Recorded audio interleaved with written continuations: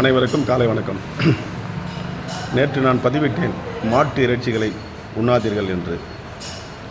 அது குறித்து பல நண்பர்கள், குறிப்பாக இஸ்லாமிய நண்பர்கள் என்னுடைய எண்களை தொடர்பு கொண்டு நாங்களும் விட்டுவிட்டோம், நாங்கள் இனிமேல் மாட்டு இறைச்சி சாப்பிட மாட்டோம் என்றார்கள். மகிழ்ச்சியாக இருந்தது. இப்பொழுது என்னால் ஒரு சிலரை மட்டும்தான் இது போன்ற செயல்களிலிருந்து விடுபட்டதாக வந்து கொண்டிருக்கிறது. இதில் எனக்கு ஒரு ஆத்ம திருப்தி. எந்த ஒரு மனிதனும் தவறு என்று இருந்தால் அதை திருத்திக் கொள்ள அவர்களுக்கு சந்தர்ப்பங்களும் அந்த சூழ்நிலையும் எடுத்துரைக்க வேண்டும் என்பதுதான். இந்த முள்ளிப்பாளையத்திலே மாங்காமண்டி பக்கத்திலே இருக்கக்கூடிய அந்த இறைச்சி கடையிலே தான் நான் கண்டேன். ஒரு மாடை கொன்று அது 2 கால்களும் விரிக்கப்பட்டு அதன் மடி, பால் மடியிலிருந்து பால் சுரந்து கொண்டிருக்கிறது. இறந்து விட்ட பிறகும் அந்த பாலை வழங்கி கொண்டிருக்கிற அந்த ஜீவனை பார்த்து தான் நான் இதை பதிவிட்டேன். எனவே நண்பர்களே, மாடுகளை இறைச்சி சாப்பிடாதீர்கள்.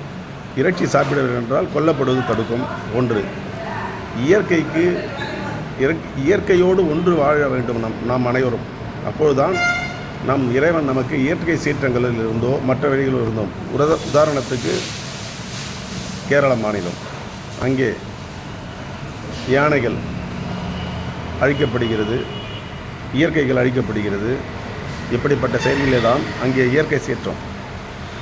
இங்கே தமிழகத்திலும் யானைகள் வருகிறது போகிறது.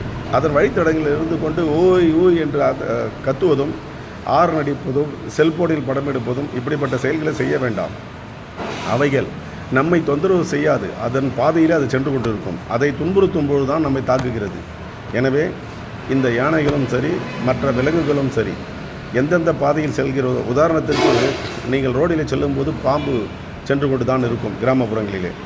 அது உன்னை குறிப்பிட்ட ஏதோ ஒரு பெருமாள் என்று வைத்துக் கொள்ளுங்களேன். பெருமாளை கடிக்க வேண்டும் என்பதற்காக அது வனப்பகுதியிலிருந்து வரவில்லை.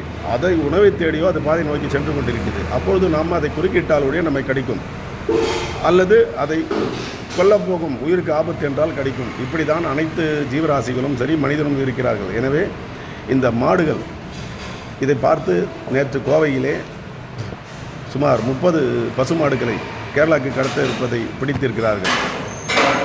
அங்கிருந்தும் எனக்கு தொலைபேசியிலே தொடர்பு வந்தது. நன்றி. இறைச்சிக்காக வெட்டப்படும் பசுக்கள் தடுக்கப்பட வேண்டும். எங்கேயோ ஒரு அமைப்பை ஏற்படுத்தி கொண்டு டெல்லியிலே அமர்ந்து கொண்டிருக்கிற மேனகா காந்தி அவர்கள் யார் என்பதே தமிழகத்திற்கு தெரியாத அளவிலே, ஆனால் ப்ளூ கிராஸ் இந்த பசுமாடு என்கிறார்கள். நாம் அனைவரும் தமிழகத்தில் மட்டுமல்ல, இந்தியாவில் இருக்கக்கூடிய ஒவ்வொரு மனிதனும் இந்த பசுக்களை கொல்லக்கூடாது என்ற ஒரு வாதத்தை முன்வைத்து உரையாடி மக்களை நல்வழிப்படுத்த வேண்டும். எனக்கு மனநிறைவு. ஒரு 5-6 நண்பர்கள், இஸ்லாமிய நண்பர்களும் சரி, மற்றவர்களும் சரி, எனது தொலைபேசியில் தொடர்பு கொண்டு நீங்கள் சொல்வதெல்லாம் உண்மை, அது பாவம், அதை நாங்கள் இனிமேல் உண்ண மாட்டோம் என்றார்கள். இது மகிழ்ச்சி. ஒருவர் அல்ல, அந்த குடும்பம் என்றால் ஒரு குடும்பத்தில் 3 5 அப்படி என்றால் ஒரு 30 பேர் திருந்திருப்பார்கள் என்பது நினைக்கும் பொழுது மகிழ்ச்சியாக இருக்கிறது. மேலும் என் ஆயுள் உள்ளவரை இதை தொடர்வேன், நிச்சயம். நன்றி, வணக்கம்.